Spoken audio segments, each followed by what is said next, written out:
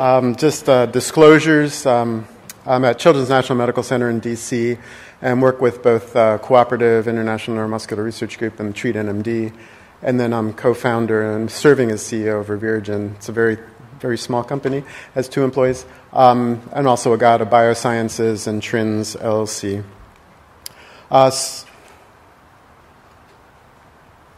Steroids. Okay, so steroids, you all are familiar with steroids. So they're generally called glucocorticoids.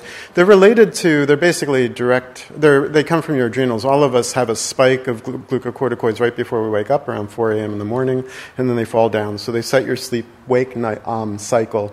It was the fastest Nobel Prize ever awarded. Basically in 1948, some guys were working on adrenal cortex and cortisol, this day-night hormone, and 4 arthritis patients came in terrible pain, and just on a whim they gave them cortisol, and they came back like magically cured. And in 2 years, they awarded the Nobel Prize, and that's a novel spelling for Nobel there. And so that was a mistake I just saw. So this was in 1950, and these are the 3 guys, and it was for their discoveries relating to the hormones of the adrenal cortex, their structure, and biological effects. Even at that point, you can go on the internet and see the Nobel Speech Prize at that point. And actually, I should mention the Nobel Committee themselves uses this as an example of how easy it is to win a Nobel Prize. Just 4 patients, 2 years. I'm completely serious. I've seen presentations on it. Even in the speech, they said, this is great, but they actually had a big chunk on, geez, you have to do something about these side effects. And the side effects, and some of these are, I'm not sure you realize, but muscle wasting is one of the biggest side effects. So it causes muscle weakness. It actually causes your muscle to shrink. Adrenal suppression, where all your steroids hormones go down. Testosterone, aldosterone, it changes your salt balance. Bone fragility and immune suppression. While you want it to be anti-inflammatory, actually shutting down your immune system is not good, and they do that as well. So the goal of the program was many years ago, right when the lobbying started to get both the NIH and Congress for Duchenne muscular dystrophy, and started DOD appropriation programs. And the goal was to sort of look at glucocorticoids. Everybody knows they're very complicated. They have many actions and many different activities. They set your sleep cycles. They're your stress response. When you get stressed, glucocorticoids shoot up in your blood, and all of us in this room. That's what makes you feel that stress, that fight or flight. Immune modulation, and then again, they regulate all your steroids, not only just glucocorticoids. So you need to understand these levels, peel away the layers, keep or enhance the good layers, or reduce or remove the bad layers. I know all of us have cut into well, if you cook, I cook a lot. You cut into an onion, and you can find that bad onion with some good layers and bad layers. And so that's the goal, is to try to get rid of the bad layers. So for years, since the 1950s, it's known that there's at least 2 major layers of the glucocorticoid onion. One is called transactivation. It's what you actually learn in any good biology course, I think even down to high school, where the steroid, the tiny little drug, binds the receptor, goes to the nucleus, turns on and off lots of genes. So they're transcriptional modulators. Increasingly, this is recognized, particularly over the last 10 years, as bad. So what we learn in school is what glucocorticoids do turns out to be bad. Transrepression is a different activity, and increasingly that's recognized to have the anti-inflammatory activity. You've heard many times in many presentations NF-kappa B. It seems to shut down the danger signals at their source in muscle, and increasingly this seems like a good layer. So at the gate, we wanted to shut down transactivation and improve or keep transrepression. So this story started with John McCall. Many of us know him. He's one of the best chemists in the world. He was with Upjohn and Pfizer. And he was on some external advisory boards for us in D.C. And he recognized, he said, look, I don't know anything about Duchenne, but I'm a chemist, and you're telling me dystrophin deficiency causes unstable plasma membranes. I worked on this program a long time ago. It was a steroid program, and we developed these drugs to stabilize plasma membranes. It was for spinal cord injury and head trauma. Why don't we look at that and see if it stabilizes plasma membranes? And maybe this is a new good layer of the onion, that in addition to transactivation and transrepression, now we have membrane stabilization, because they're like lipids. Raju, Kanawin Nagaraju, again, many of you know him, he and I published, and a number of people have referred to this paper in 2005, where we studied fetal Duchenne and neonatal Duchenne and patients. And even at birth, you see this NF-kappa B shooting through the roof, this danger signals that you've heard of in many programs. So years before you see symptoms, the muscle's just sending out these tons of danger signals. And so he had just made a reporter system. So in a cell, a muscle cell, he could see whether a drug was changing that NF-kappa B or not. And so the first thing we did was look at those two first layers. So the one layer was the NF-kappa B inhibition. So we benchmarked prednisone against VBP15. I should mention, John designed a bunch of different chemicals of variations, John McCall. And so we screened all these. I'm not going to go over how we selected what's called the lead compound, but from now on I'm just going to talk about VBP15, which is the lead compound. So here you're shutting down NF-kappa B, and you see we're tracking right with pred. So we're as good at shutting down NF-kappa B as prednisone.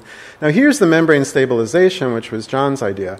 And what was a surprise is that prednisone actually destabilizes plasma membranes. So prednisone, that becomes another side effect that we didn't even know about. Prednisone is exacerbating dystrophin deficiency at the myofiber level. Whereas if you look at VBP15, it's actually stabilizing the plasma membrane in a dose response. So we've switched it. We've switched steroids from destabilizing to stabilizing. So then remember that third layer was that transactivation, which is a lot of the side effects. So we want to get rid of that. We want to lose that. And so here's just prednisone turning on that transactivation, and here's our drug. I mean, it's sort of flat line there. If we do a different assay, here's, again, prednisone and dexamethasone in this case. You see that activation, what we want to get rid of, and you see, at very high doses we start to see it, but there's 100-fold difference that we've opened up there. So we largely have lost transactivation. So at that point, these were just in cells, in dishes. So we may have a steroid-like drug with layers optimized, perhaps for DMD. So let's see how fast we can run it through the different paces of drug development, and let's see if we can do it in a public-private partnership. So this was all done with your support and government support, and what's often called venture philanthropy now. So just that a lot of us in this room have spent years, 25 years, setting up infrastructure with the goal that, when drugs start coming, you can hopefully start plugging and playing them and make sure they work in the shortest amount of time. And so some of that was the lobbying efforts that really started providing enough resources to do that. The MD Healthcare Act, DoD appropriations. You've heard about the Synergy group quite a few times, enrolling 1,100 patients into studies. One of the studies was a steroid trial, which becomes really important for biomarkers I'll talk about later. Craig McDonald running that. And then Raju's preclinical testing facility, again supported by the Department of Defense, Fed, Muscular Dystrophy, made it a national center for testing mice with muscular dystrophy. So basically all this infrastructure had been set up, so let's just plug in this and see if it works or not. So the first thing you want to do is, does VBP15 make the DMD mouse happy? So we want to test this in a mouse model and see if you make the mouse better.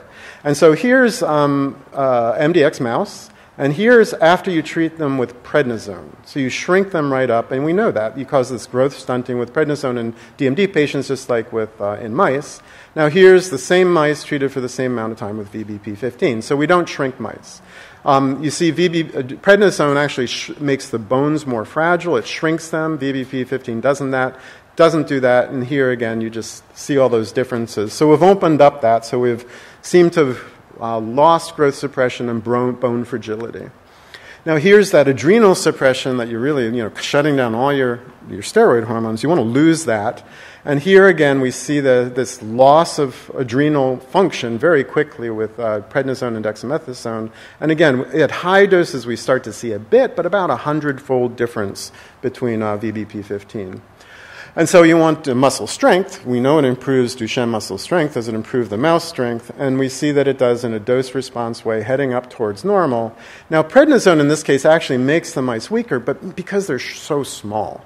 So if you normalize for size, prednisone gets up more like VBP15.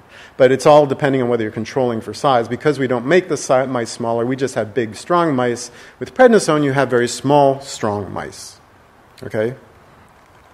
So prednisone, another side effect, is it's known to increase fibrosis. And fibrosis is part of Duchenne that we want to avoid. So we'd like to lose that. And here again, you see prednisone fibrosis going up in the mouse, and with VBP15, we don't do that. So we seem to have lost the fibrosis. And here's a key one. Remember I said one of the known side effects of Duchenne of glucocorticoids in many, many people is you take glucocorticoids, your muscles start shrinking. And that's called the AKT1 or FOXO pathway. And here you see that in a cell. You're shooting up this pathway and the muscles are going to shrink. But again, we don't do that. So we seem to have lost that muscle shrinking. So then there was a surprise we got about halfway through the development. And it has to do with eplerenone. So there was a recent paper out of Ohio State, a nice paper, showing that eplerenone, which is what's called a mineralocorticoid agonist, actually improves heart function quite a bit in Duchenne muscular dystrophy kids. Now, what is mineralocorticoid?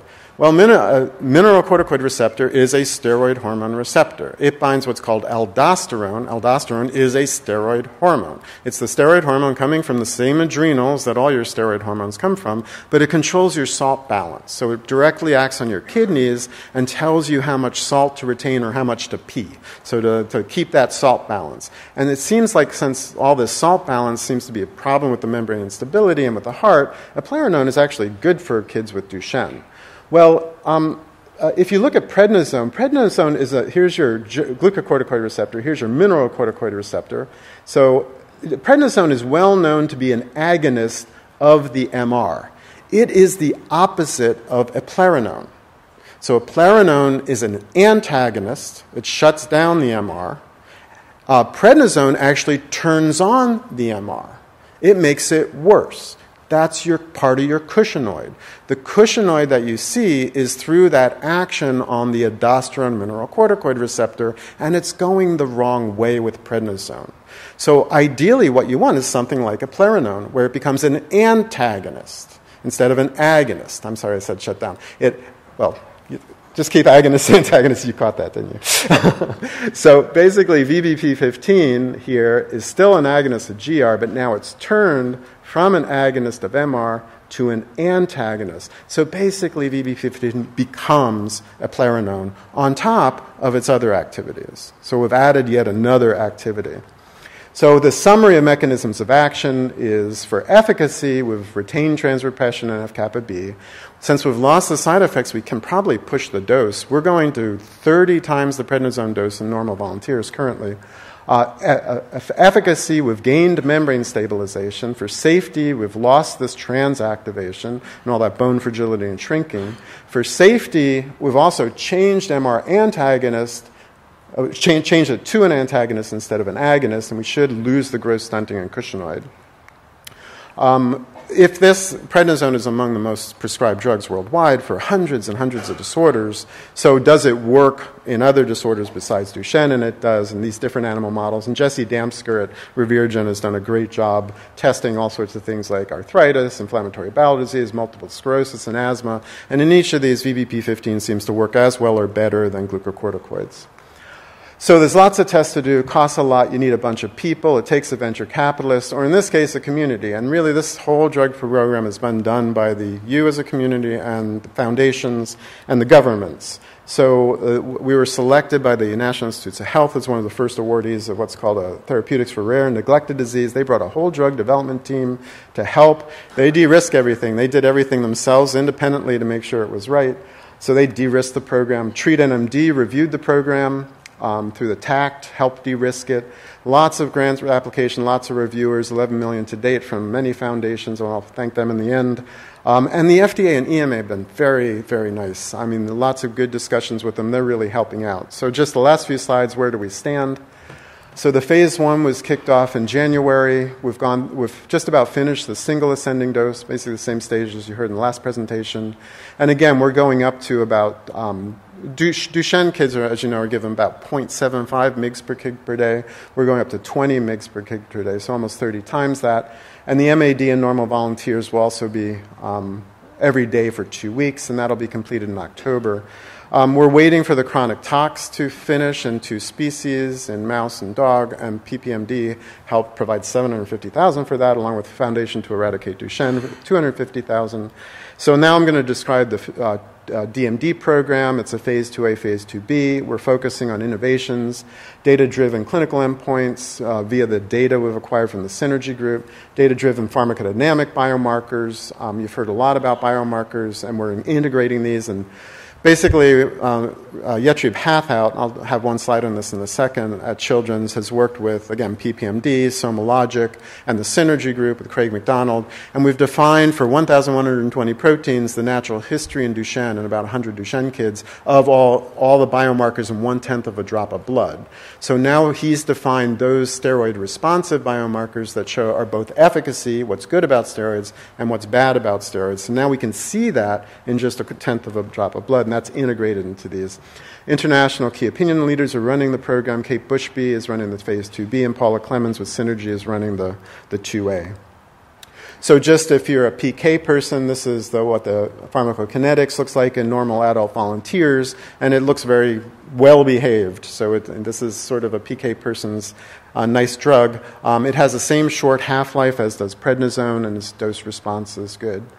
So for the clinical program, we established a Synergy group that's going to carry out the 2A, and then the biochemical biomarkers program, as I just referred to, and Paula Clemens is going to lead the phase 2A and with Lauren Morgenroth and Avital Kanan. That'll be in 10 U.S. Synergy sites, and Yetrib Hathout has done the biomarker program I just mentioned. So this is what it looks like. It'll be 4 to 7-year-old steroid naive, 6 months of treatment. In the 2A, there's no prednisone arm or no placebo arm. It'll be everybody on drug. What we're hoping is that the biomarkers will help rule out placebo effect. And these are the biomarkers I just referred to. The paper just came out in PNAS last week. So we've looked at, and then we've stratified those by steroid use so we can see what steroids does to all those biomarkers. And again, Yetrib Hathout, Craig McDonald, the Synergy group, and parent projects and SomaLogic all contributed to that study. The 2A extension, I'll go over to the overall program in the last few slides. We have the primary outcome of safety of BMI change. So Diana Escolar with the Synergy group ran a steroid trial some years ago. It was published in Neurology about 5 years ago. And in that, we know that it only that your body mass index, the weight gain and the cushingoid, within 6 months, you see that so much with glucocorticoids. You're all familiar with that. Well, you only need about 6 patients to see if that's there or not. So since we don't expect it to be there, we can then use as our primary outcome for safety BMI change versus a natural history study with the secondary outcomes of the biomarkers for adrenal function, insulin resistance, and the renin-angiotensin system, which is that's the aldosterone we talked about. Efficacy, the primary outcome is time to stand. Secondary outcomes, again, are biomarkers looking at the anti-inflammatory proteins. And these are all versus natural history control data in hand, and biomarkers become objective readouts, not subject to placebo effect. So there's we'll start the phase 2A basically because we have to wait for the chronic tox. About January is when we'll start enrolling. The 2B will kick off throughout Europe with Kate Bushby soon after, after about probably 6 months into 2016. We're waiting for a Horizons 2020 grant to hear about that. So as I mentioned, Kate and Michaela at a TransEU will run the 2B. There's 2 options here. If the biomarkers are as well behaved as we hope, we may be able to go after an ND, accelerated approval at the end of the phase 2A because of all the biomarker support, and we're adequately powered for both primary safety and primary efficacy, and then use the phase 2B as a confirmatory study. If that doesn't go for some reason or another, then we'll push the NDA back until the end of the phase 2A. Now, some of you are obviously not in the 4 to 7-year-old steroid naive age range. It's a very narrow age range and limited number of subjects. So just really what we want to do is we need steroid naive patients, so we want to push the young end of that. And I think the next thing we'll kick off would be a 1 to 3-year-old, because if it works here, it should work in 1 to 3 years old. We have the Bailey 3 that we can actually see the change in gross motor skills, and we have the biomarkers again to make sure it's doing what we want. Well, if it works in all these, you'll get neonatal screening. So everybody will start doing screening, and so then we can start even down to 0 to 1 year old. And then the older kids, there's the problem that many of them are on glucocorticoids, so we're going to have to wean them off glucocorticoids. So that to put them on VBP15. So that complicates things a bit, and then we'll turn to other indications. So this whole study, as I mentioned, is under a venture philanthropy model, so really the whole community has supported this. National Institutes of Health, U.S. Department of Defense, NIDR, National Institute of Disability and Rehabilitation Research, put about, I think NIDR alone, Craig, put $10 million into the natural history study. Foundation to Eradicate Duchenne, MDA joining JAC in the UK, Duchenne Research Foundation in the UK, Duchenne Children's Trust in the UK. Should mention those. MDA joining JAC, Duchenne, DRF, and Duchenne Children's Trust funded the phase 1 studies for $2 million. PPMD and Fed have funded the chronic tox studies for $1 million. Clark Charitable Foundation that builds all the buildings in DC has contributed quite a bit. Action Duchenne is helping support the biomarker studies. And then a recent grant from Duchenne Alliance is supporting the more biomarker studies and the setup of the phase 2A. That's Michael's Cause, Pietro's Fight, Alex's Wish, Ryan's Quest, and Save Our Sons in Australia. Thanks.